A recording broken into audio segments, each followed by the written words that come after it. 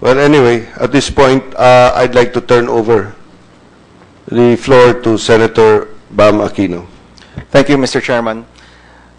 Yung line of questioning ko, Mr. Chairman, is about the recovery of the $81 million. But before I get to that, I'd just like to point out some inconsistencies, no? Kasi every hearing, may mga inconsistencies na lumalabas. Every time merong hindi nagkakatugma na testimony, ibig sabihin nun, may isang nagsisinungaling. No? So one of them is lying or both of them are lying. At gusto ko lang po itong klaruhin. So, Ms. Diquito, this is regarding the William Go account. Let me read to you Mr. Peñalosa's statement. So, tinanong ko po siya, sabi ko,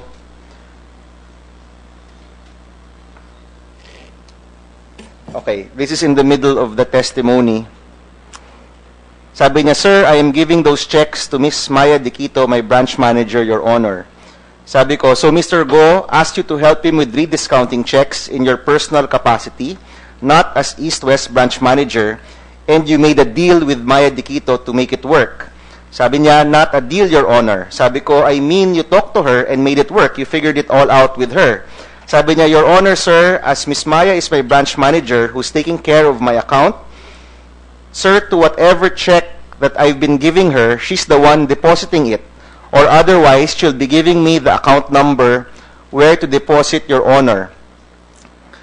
And then sabi ko, under oath, you're saying sa pagkakaalam mo, walang kinalaman si Mr. Go dun sa account na iyon sa RCBC Jupiter branch. Sabi niya, I'm not sure, Your Honor.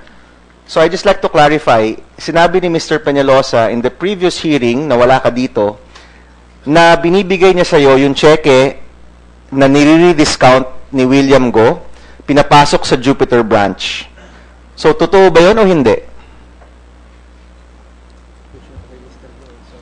Sir, I apologize, but Mr. William Go has filed so many cases against me, and anything about his account, I hope you understand. No, he already signed a waiver on all of his accounts. So, wala na pong kaso yan sa bank secrecy. That's right, Mr. Go, no? You signed the waiver of your bank accounts in Jupiter branch. Non-objection for opening up account. Okay. Not waiver. Kanina, earlier, sabi niyo wala kang alam na account ni Mr. Go or rediscounting. I think Senator Recto was the one who asked the question. Sabi niyo wala kayong alam. On the rediscounting portion Okay. po. Itong testimony ni Mr. Peñalosa, sabi po niya na magka-partner kayo doon sa rediscounting kasi sabi nga niya, and I may quote, no, yes, sir, Your Honor, Ms. Maya is my branch manager who's taking care of my account. Whatever check that I've been giving to her, she's the one depositing it, or otherwise, she'll be giving me the account number where to deposit, Your Honor. Yun yung sinabi ni Mr. Peñalosa. I'm just asking, ito ba'y totoo o hindi? Sir, I strongly deny that. Okay. So, for the record, you're saying nagsinungaling si Mr. Peñalosa dun sa previous I am hearing not natin. straightly, I do not understand actually his statement. Okay, let me repeat it, no? Sabi niya, Your Honor, Ms. Maya is my branch manager who's taking care of my account, sir. So, inaalagaan mo daw yung account ni Mr. Peñalosa sa branch mo. Whatever check that I've been giving to her, ito yung check ni Mr. Go na rediscounted, she's the one depositing it. Or otherwise, she'll give me the account number where to deposit, Your Honor. Hindi po totoo yan. Sir, in the first place, hindi po sa akin nabibigay yung mga cheque. It's being brought in the branch. I have my senior customer sales officer here. Probably... Ms. Diquito, I'm just asking, totoo ba to o hindi? Sir, no. Okay. So for the record, you're saying hindi ito totoo. Mr. Chairman, maybe we can ask Mr. Peñalosa to come back because lahat nitong mga inconsistencies, ito yung, this becomes the subject of the committee report and it becomes a subject of the recommendation to AMLC and to the courts, no? Kaya, kung paulit-ulit po yung mga tanong namin at paiba-iba yung mga sagot, ibig sabihin, meron talagang tinatago. So just for the record, you are denying that you are part of the rediscounting of the checks of Mr. Go? Yes, I strongly deny if that is what he's trying to mean. But, being a bank manager, when he deposits a check or... ang tinutukoy natin dito yung kay Mr. Go. Because if I can read the whole account, it's about Mr. Go's account. So you're denying that? Yes, sir. Okay. Yes, Mr. Chairman. So, Director General, you're please cause the invitation for Mr. Peñalosa. Peñalosa in the next hearing. Because he was very clear, Mr. Chairman, in the previous hearing, that Ms. Diquito and he were part of the rediscounting of the checks of Mr. Go. I want to clarify that. Yes, let's have that clarified. Thank you. Ms. Diquito, I just want to ask a few questions regarding the accounts themselves, no? Yung ating fictitious accounts. Yung proseso ng pagbubukas ng account is because they provide documents. Tama po yun. The ones opening the accounts, the depositors provide documents. Tama po. Sir, anything that has to do with the process, account opening, whatever that leads to, I would just like to invoke my right against self-incrimination because of the AMLC Let me ask case. about, in general, if I were to open an account, what would I provide to the branch? A copy of your ID, Anong klaseng ID? a government-issued ID. Okay. So, driver's license. Yes, Your Honor. Yung TIN ID or TIN number Not the TIN ID po. It Not has the to be TIN ID. supported by another. by a Another. another. Ah. Okay. So, nag-provide ako ng driver's license sa inyo. You can then open an account. Yes, Your Honor. We're talking hypothetical, so it will not affect your case. Nag-deposit ako ng pera. 500 pesos, kunyari. So, magkano bang opening ninyo sa RCBC for a peso account? Depende po. Usual. 10,000 Okay. pesos. Nag-deposit ng 10,000 pesos in a RCBC account, nagbigay ako ng ID. After a few months, nalaman mo, let's say from your compliance, na peke yung ID. What is your next step? We should call the account holder. Okay. O let's say, peke nga yung ID. Ano yung process ninyo sa RCBC? In the first place, Your Honor, hindi siya kailangan tumagal para malaman mo na hindi or peke yung ID. Because in the process of the account opening, standardly and ideally, baga ako kasi as a marketing officer, I provide business eh. Hindi ko po trabaho na mag-check ng validity I'm na not asking if you checked it or not. I'm saying you got word, let's say from your area head or from the compliance of the mother office, you received information that the IDs are fake. Hindi totoo. What would you do? I think it's for the operation to decide on Okay, that. let me ask RCBC then. If it is proven, maybe who will answer for Mr. Tan? The other Mr. Tan. Yes, Your Honor. Raul Tan. So, Mr. Tan, if you find out that the IDs are fake, what is the next recourse of the bank? Actually, Your Honor, when you open an account with RCBC, you are sent a thank you letter to the address you've given. And if the letter is returned, it's called a return to sender, then the branch manager, the customer service head of the branch, and the SCRO of the branch will be notified via email by our General Services Department to tell them that these have been returned because probably the address is wrong or, it was not given to the right addressee. And they should act on the return, meaning they should call the supposed to be account holder to verify. Let's say hindi makontak yung account holder. They should close the account. Okay. What happens to the money inside the account? It is issued a manager's check. Your Honor. And I'm sorry. who is the manager's check It's written payable to? to the account holder, Your Honor. It's payable to the account holder even if the person does not exist? Well, at that point, we don't know, Your Honor. Okay. Maybe they have the wrong address. Okay. For example, you found out that the IDs are fake. Hindi totoo yung ID. What would be the process of the bank? Would you close the account also? Well, at that point, it depends, Your Honor. Yes. Yes, you would Definitely. close the account. Closed accounts, where does the money go if these accounts are closed? Kaninong pagmamayari yung perang yon? Well, after a few years, I understand. I'm not very familiar. It goes to the national government. Oh, maybe we can ask BSP, DG Espinilla.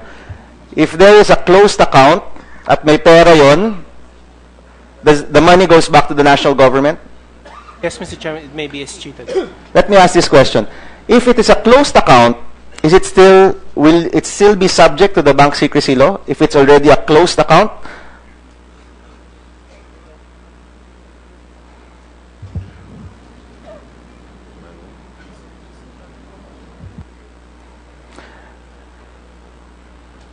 No, Mr. Chairman.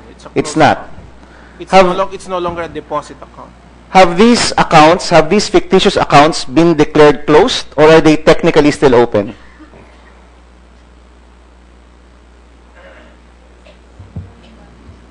Well, the accounts have no more balance, Your Honor. So are they technically closed accounts, or are they still open accounts? What I understand, Your Honor, is that they are still open accounts, but Okay. yeah. Attorney, I have here a letter from the LTO. We wrote the LTO and showed them the fictitious IDs, and they have written back to us and declared that those IDs are indeed fake. So this is a government agency. This is proof already that the driver's licenses given to 4 of the accounts are fake. So I'm submitting this to the committee. Bibigay ko po to sa inyo. This is already a legal basis for you to close those accounts because they are fictitious IDs used to open the accounts. And with that, I hope that you will now open up all the records of these accounts because they will be declared closed because of the fictitious IDs. Yes, Your Honor. Thank you for the LTO certification. We are ready to comply with the directive of Senator Pimentel with respect to the 4 accounts. Thank you. So you are now willing to open up all the records connected to the fictitious accounts? Your Honor, we can speak on the 4 accounts. The accounts are real, but they are held in the names of people who may not know that their names were used.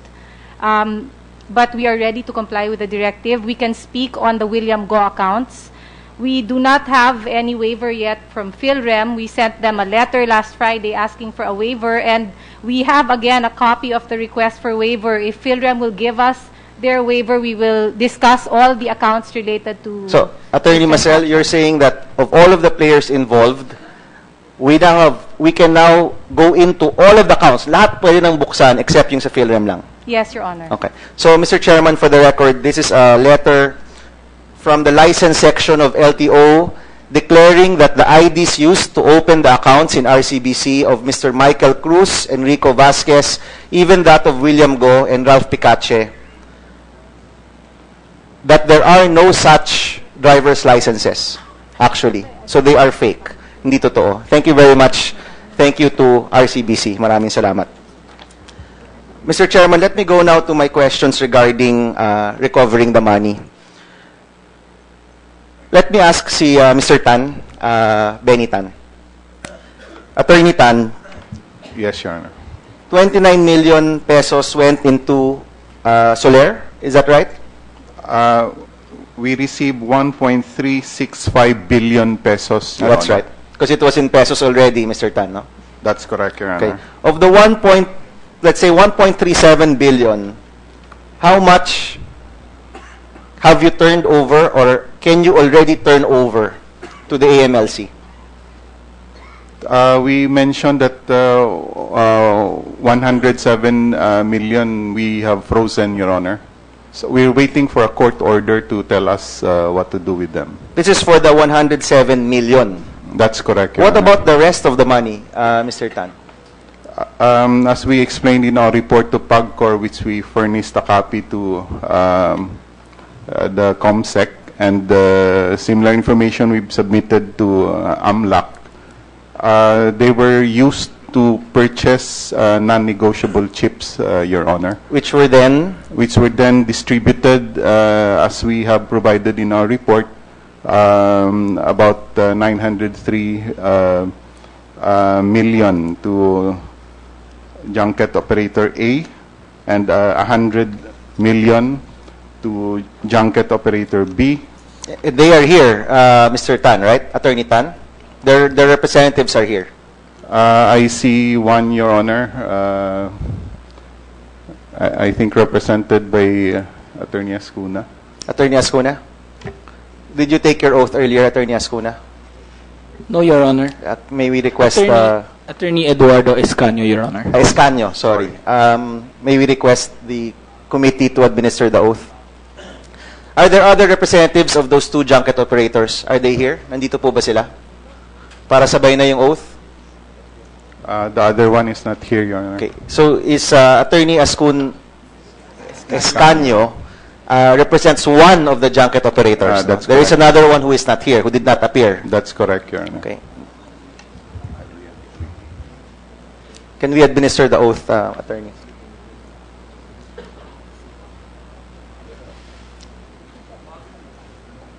I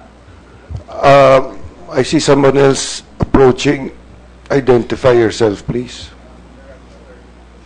Speak into the mic, please.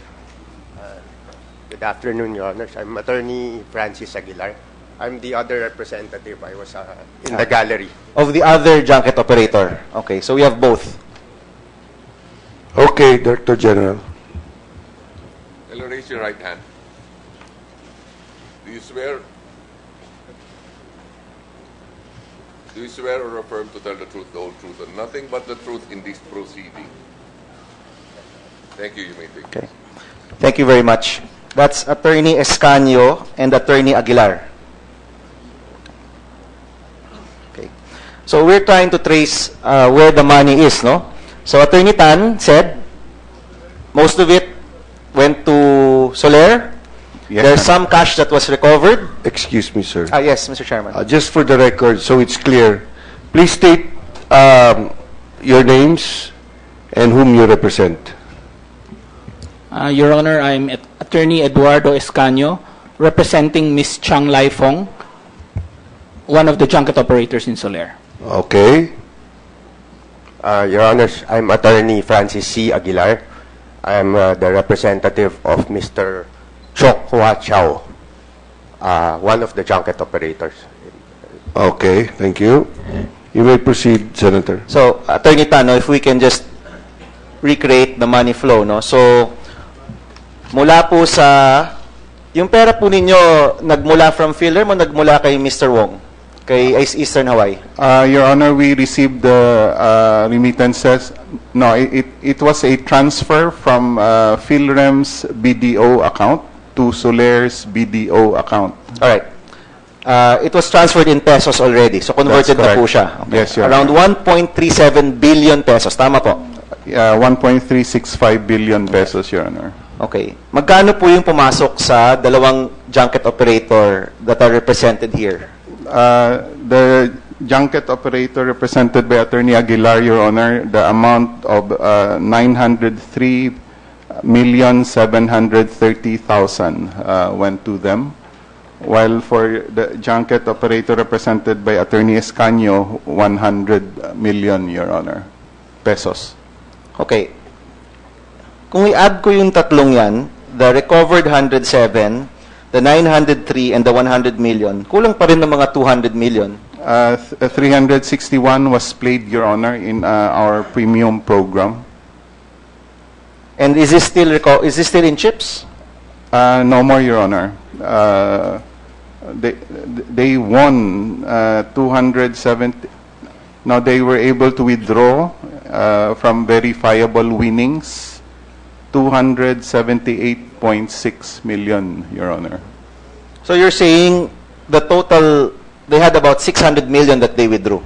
Kasi yung winnings is above the... So meron silang 361 na ginamit and they won, apart from that, 278. No, that's included, Your Honor. So they lost.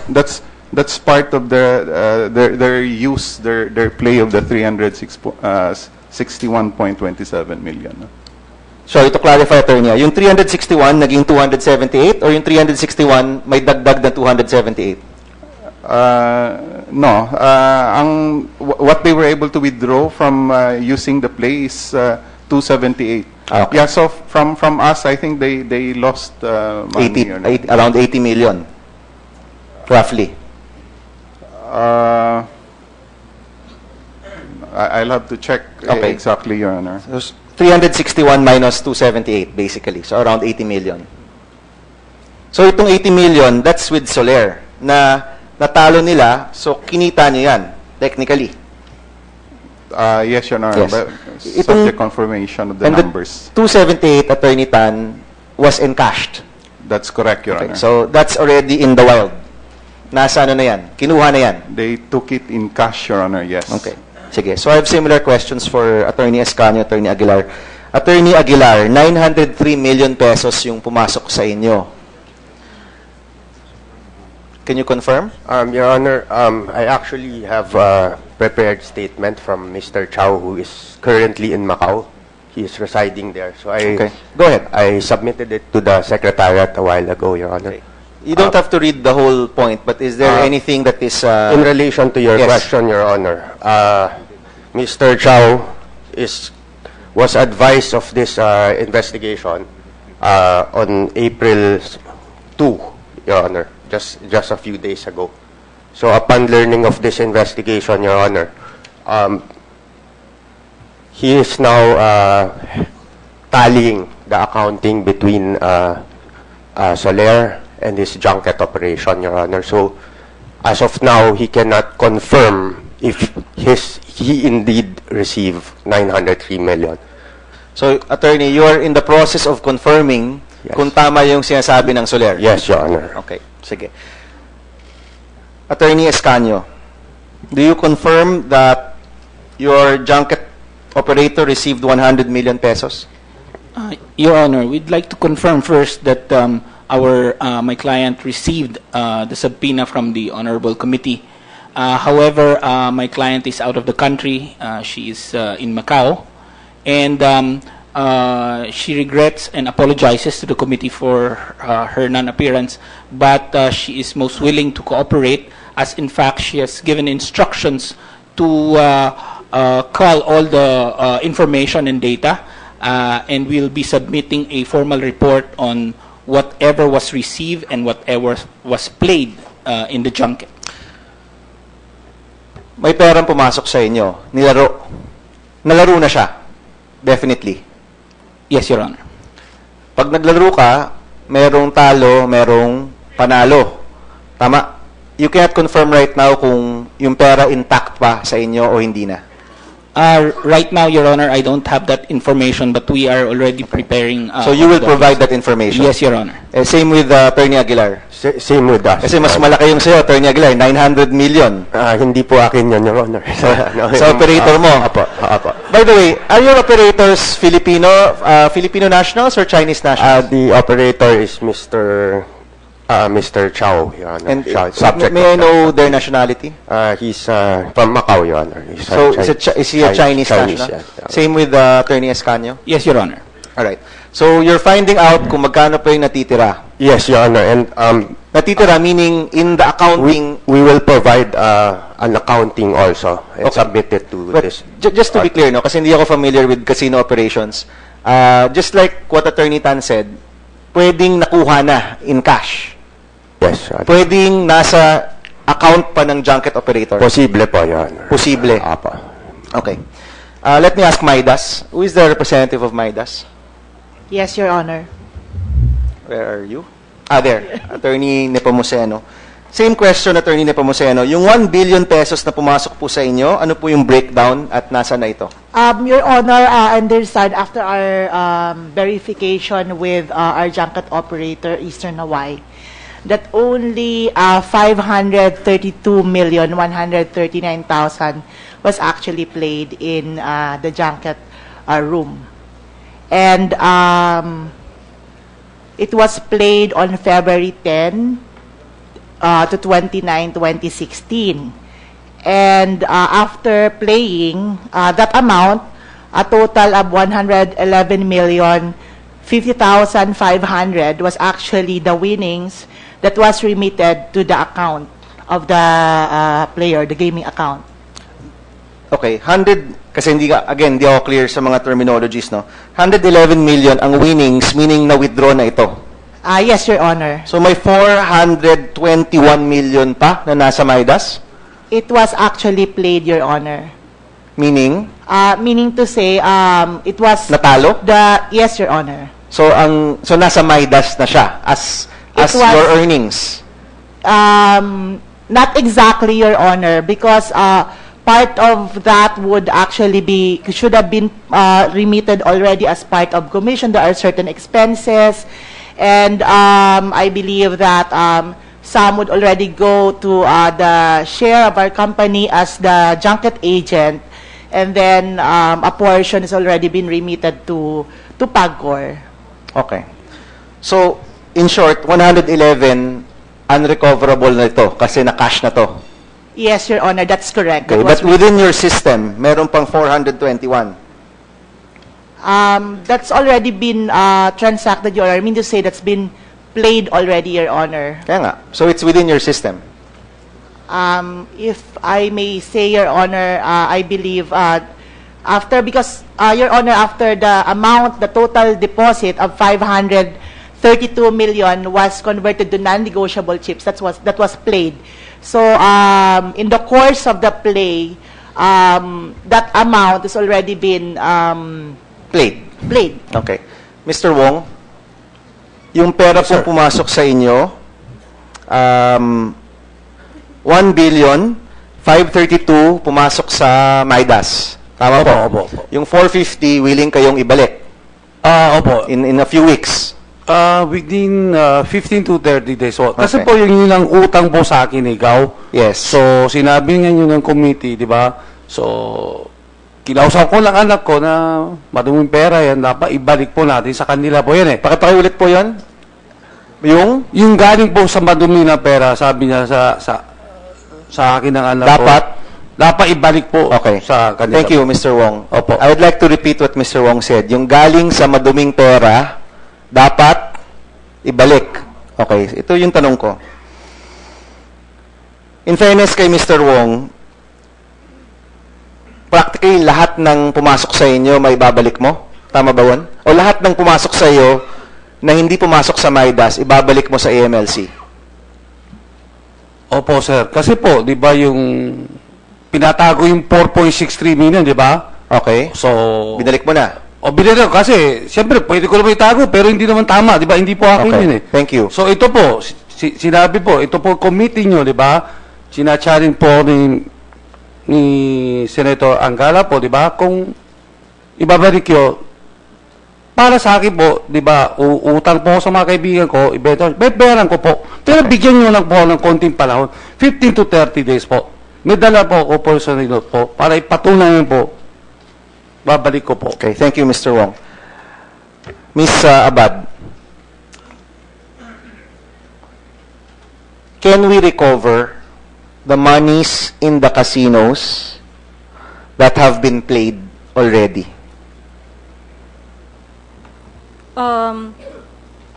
That is what we are trying to do, Your Honor. In fact, when we filed a petition for freeze order with the Court of Appeals, we included a prayer therein for the Bloomberry to freeze any assets or any funds being maintained or held by Bloomberry for the benefit of any of the junket operators, Your Honor. Considering that at the time that we filed the petition for freeze, we didn't have the identities of those junket operators, so that we just prayed to the Court of Appeals that the Bloomberry be directed to freeze any assets or funds. Iba yung freeze, no? Freeze means hindi na pwedeng galawin. I'm asking about recovery.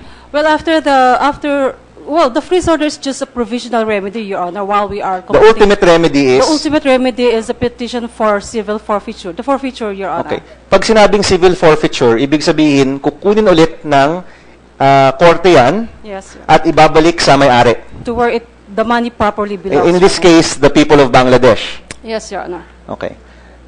You will file that case at the Court of Appeals. Tama po yan? The petition for civil forfeiture would be filed before the Regional Trial Court in Manila, Your Honor. Okay. At tapos, aakyat yan kung merong mag-challenge. Yes, Your Honor. Who will possibly challenge that? Any party who has a claim to the forfeited money may file, under the rule, a verified petition to prove that the money belongs to him or her, Your Honor. Okay. But technically, Ms. Abad, you're saying malakas yung kaso ninyo na ma-recover yung pera. In your estimation as the executive director of AMLC, malakas ba yung kaso ninyo na ma-recover yung pera? Yes, Your Honor, because we have proof that the money was actually transferred to their accounts, Your Honor. At kahit nagamit na yan sa casino, pwede pa rin makuha yan. Regardless of where the money went, Your Honor, the same should be recovered. Regardless of where the money went. Yes, Your Honor. Pero kung matitrace pa natin yan, meron pang money trail yan, pwede pang ma-recover yan at dapat ma-recover yan. Is that the official stand of the AMLC? That is correct, Your Honor. Alright. Itong tanong ko, for Attorney Tan, for Attorney Nepomuceno, for puro attorney pala kayo, Attorney Aguilar, Attorney Escanio, paabutin pa ba natin sa court case na kailangan kayong i-compel na ibalik yung maduming pera na nasa inyo, or ibabalik nyo ba yan out of good faith dahil ayaw ninyo ng maduming pera sa mga kumpanya ninyo? If and when, actually it's not if, when the AMLC files the case, will you contest the case? Sa tingin nyo ba, yung pera pumasok sa inyo, dapat inyo na yon? Or papayag ba kayo na ibalik yung pera sa Bangladesh? Your Honor, speaking for Soler, with respect to the 107 million that we froze, we are prepared to turn that over when the court orders us. Attorney Tan, we're talking about, it's not just 100 million, it's about 400 million yung pumasok sa inyo. Tama, di ba? Kasi 900 yung nasa iba. No, about 300 million yung pumasok sa inyo. The 361 was played, Your Honor. I mean, in the normal course of the gaming business, they were played by the people involved. At the time of the play, we did not know they were dirty money, Your Honor. But now, alam mo na. Yeah. So, you will contest this? Well, with respect to the winnings of the House, if the House won when those money were played, well, I've received no instruction with respect to that, Your Honor. It's something that I guess will have to be discussed by management of Soler. Okay, Attorney Nepomuceno, special case kayo because you are regulated by a government agency. Yes, Your Honor. Ibabalik nyo ba yung perang nasa sistema nyo ngayon? I'm not asking for the 111 na na-in-cash na. I'm talking about the money that's within your system right now. Your Honor, for the record, first, we did not receive directly any amount from the player. What we receive from our junket sub-agent is actually the share in the gross gaming revenue in accordance with our junket agreement. Okay, not received. Pero yung pera ba nasa Eastern Hawaii pa o nasa inyo na? Your Honor, what we have received from them is actually the remittance for the whole month of February. For as of now, we have not exactly identified if what percentage of that amount that was given to us, because this is the whole transaction for the whole month of February, and we are not only dealing with one gaming account or one particular player. So ang sinasabi nyo, hindi nyo pa nagagawa yung assessment ninyo? Yes, Your Honor. Okay. And You had the whole week, last week we asked you these questions. Sabi ko, mag-prepare kayo. Hindi nyo pa rin na-analyze. We have partly, that's why I was able to give you the particular amount. But what I'm saying is, that amount that was actually received supposedly by Eastern Hawaii from PhilRem is only a partial of the whole transaction that Piki, the junket agent of Midas, received for the month of February. So we have to look at the whole transaction because we are not a direct recipient of that amount. Pero, okay, sorry Attorney Tocatiu. Hindi kayo direct recipient, pero pumasok sa inyo yun. We have nalaro sa inyo yun, di ba? Yes, Your Honor, but we have to verify. We have to verify that again. Okay. And again, if I may continue, part of that amount that we receive also was remitted to PAGCOR. There is also a consideration that we pay to PAGCOR based on our junket agreement. I get that. And in fact, what we're trying to do is recover all of the amount. Whether it's with PAGCOR, whether it's in your casinos, kung nandyan pa yan, dapat ibalik natin yan sa Bangladesh, no? Now, let me go to our two attorneys, no? Kayo po, sabi nyo cooperate. What level of cooperation are we talking about? If it is indeed, if there is a court case for civil forfeiture, meaning kinukuha na po yung perang yan dahil mula yan, sabi nga ni Mr. Wong, maduming pera yan.